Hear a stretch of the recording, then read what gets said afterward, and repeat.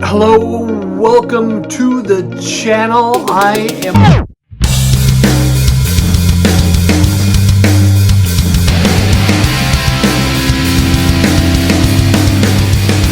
Russ Shaw. I'm Russ Shaw. That intro just cut me off like a BMW at rush hour or something. You could say that I like Queen Elizabeth for the same kind of reasons that I like Green Day as a punk band.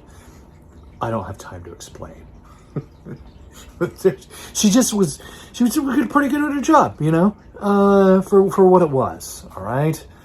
And Green Day, successful punks, musicians, and they, you know, Green Day made punk rock very likable, and Queen Elizabeth made the monarchy, the aristocracy, likable. So there you go. I don't know, that's my correlation between the two, and R.I.P. Queen Elizabeth for whatever she did as a public servant. I think as a public servant, she will be missed, and she was a valuable part of that country. But yeah, I strongly believe that the aristocracy is just a waste of money, you know, right? It's power based on whose vagina you popped out of, you know, and I don't see how that's honorable, to be honest. And I think she did a terrific job, and maybe now that she's passed away, they can get rid of that whole monarchy thing and stop, you know, putting tons of money into Aristocats. That was a movie. It's a good movie. I liked it. And anyway, I digress. Back to the topic. The Beatles meeting. It's kind of a cool picture. I found it on Twitter. In other news, I feel like I know what the vinyl community, how the vinyl community feels about records, right? Vintage media and music that's timeless. But how do you feel about cover bands? That's what I'm curious about. That's what I want to talk a little bit about today while sharing some records. Got some right here. And we're going to talk about live classic music in the form of cover bands. I'm curious as to what the vinyl community may think about cover bands. Do you have cover bands, like in your city? You ever go out to see a cover band? Have you ever done that? Just like that's what they do, is cover a certain artist. And do you enjoy those? I enjoy some of them, I'll be honest. We have a casino not too far from here, and the shows are usually free, so there's no cover charge, right? And you can, you know, you go order drinks, which can be kind of expensive, and of course there's a casino, so there's gambling involved if you want to do that. You know, they're getting their money, right, for hiring these bands. So we went and saw my wife and I went and saw a Sammy Hagar cover band called Moss Tequila. This album, by the way, is Mr. Hagar's greatest work as a solo artist, in my opinion. We'll talk a little bit about Sammy's music as well. You know, I could do a ranked one of these days, but yeah, this is the album. And what's sad is I see this in the bargain bin sometimes, you know, for like $1 or something. But it is a great album. I don't think people understand what songs are on this album.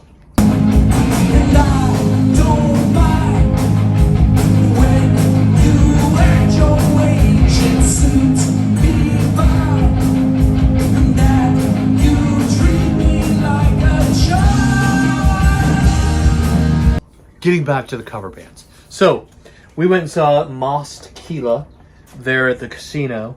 And the guy, you know, usually the guy will kind of dress like the guy, right? So the guy kind of looks like Sammy Hagar a little bit. I don't know if he's wearing a wig or what that was going on with that. But here's a little sampler.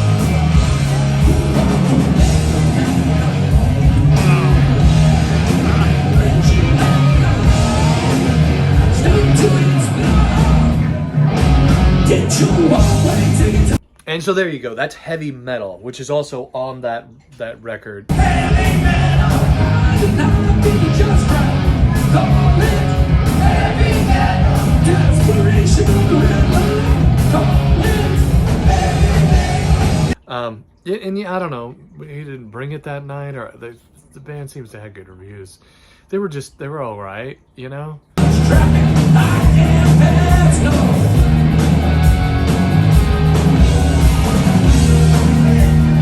After that, there was another band called Weird Science that just did 80s stuff, and they were pretty great.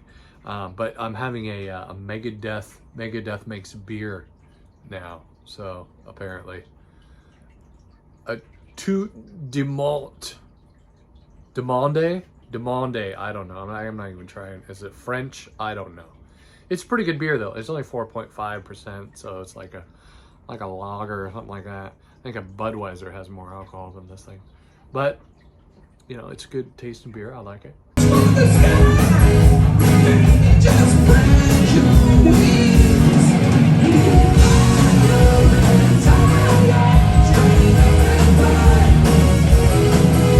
So yeah, the cover band was all right. I'll share with you some of my Sammy records just from his solo career. Of course, this one. This is Standing Hampton. This has heavy metal on it. Baby It's You. This whole album is good in my opinion. I really like this whole album. My Baby's on Fire. Can't Get Loose. Oh man, there's an existential great tune. You get a chance to pull that up on your streamer or whatever you listen to. Can't Get Loose by Sammy Hagar. Piece of My Heart, he covers a song by Janis Joplin on here. But yeah, the big I'll Fall in Love Again is the big hit on here, and of course heavy metal on this record. This one, they did a little cover. They did this song, right? Can't Drive 55. We got this in Bellingham when we went. Voice of America. Sammy Hagar. This is another one. Sammy's got some great car songs too, by the way. Trans Am is on this record. Feels Like Love. This Planet's on Fire. Growing Pains. This album, from what I heard, like he released this right after, somewhere in between joining Van Halen. So this album was in the works when he got the call to be the front man for Van Halen back '85 or whatever it was. And they made this album like really quickly, and it's good. I like this album. I do like this album. Privacy is probably my favorite track on here. It's about driving down that highway in my automobile, driving, got both hands on the wheel. Just a great car song.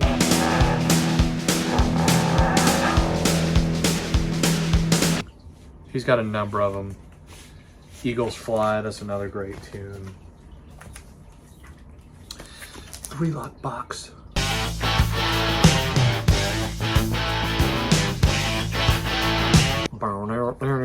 This is another great record. I don't think they did any Three Lock Box songs, but they did a lot of Van Halen, Sammy Hagar. The Sammy Hagar guy did a lot of this Sammy Hagar Van Halen, which I don't know. It's debatable, but I do like this first album that he did with the Van Halen boys. I'm still a David Lee Roth guy, you know, if I had to choose. I like Van Halen with Sammy Hagar, but I'm not, I think Dave joining the band early on that was just incredible music.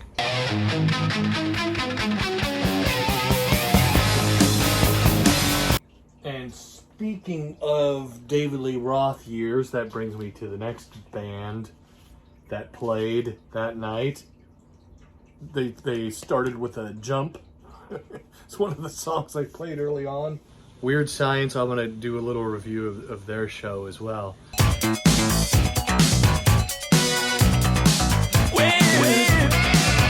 Weird Science, that's a good name for an 80s cover band, right? 2 lead singers.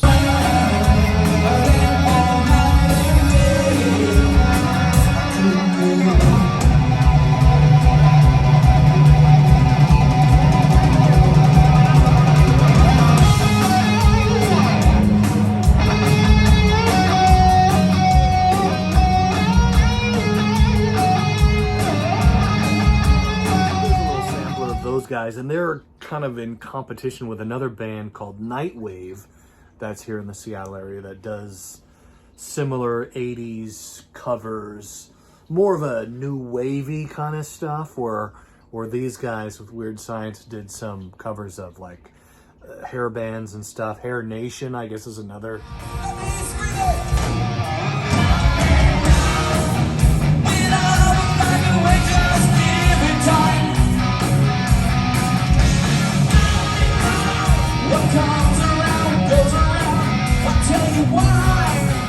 But the cover it is funny because they did Welcome to the Jungle, and when he started with Welcome to the Jungle, you know, he says, "Do you know where you are? You're in Marysville, baby. You're not gonna die." I thought that was pretty funny. And the guitarist is really good. Like, he had skills, man.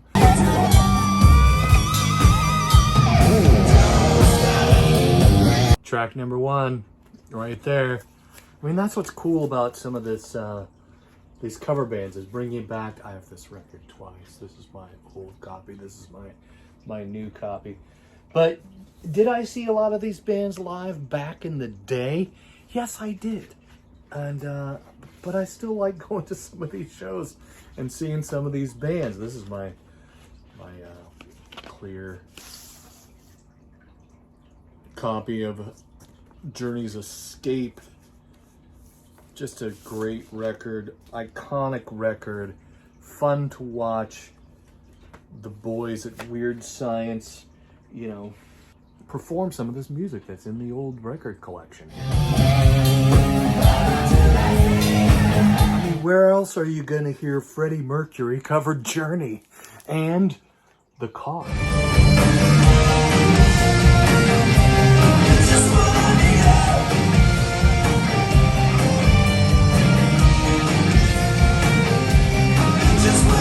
Even did a song from this great record that I couldn't sell at my yard sale, Jay Giles Band.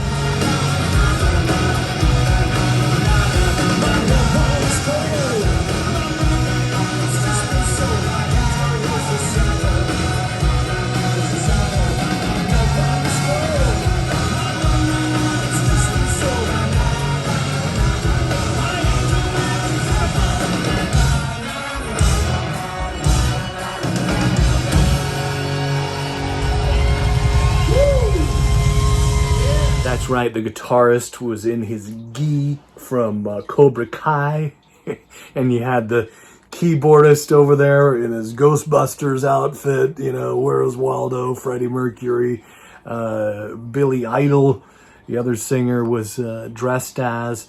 It was a good time. She said she's gotta hold on to what we've got. It doesn't make a difference if we make it or not. We got each other, and that's a lot more. That's right. I do got some Bon Jovi in the collection there. But talk about capitalizing on nostalgia, right?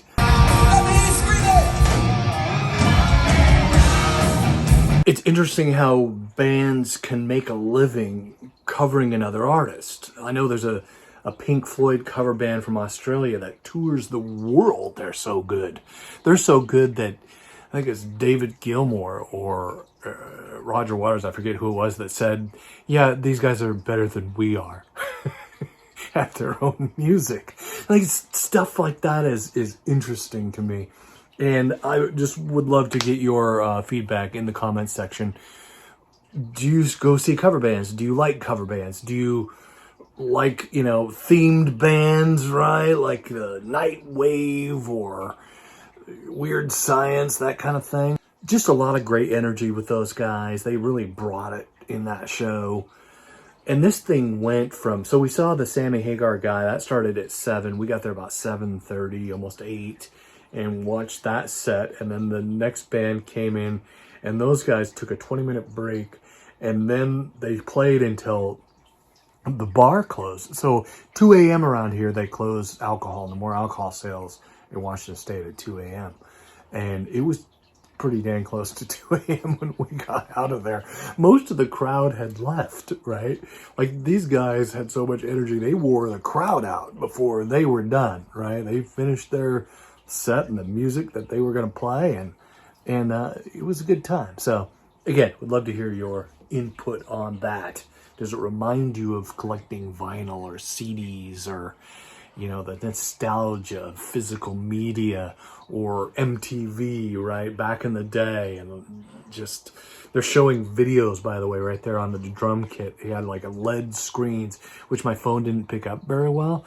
But, you know, every song they did, they were playing the video on the circular screen in front of one of the kick drums there, which I thought was pretty cool. So anyway, love to hear from you. I'm going to shut up now. Thanks for watching. Hey, like the video if you enjoyed this video. And subscribe. You made it this far. Might as well.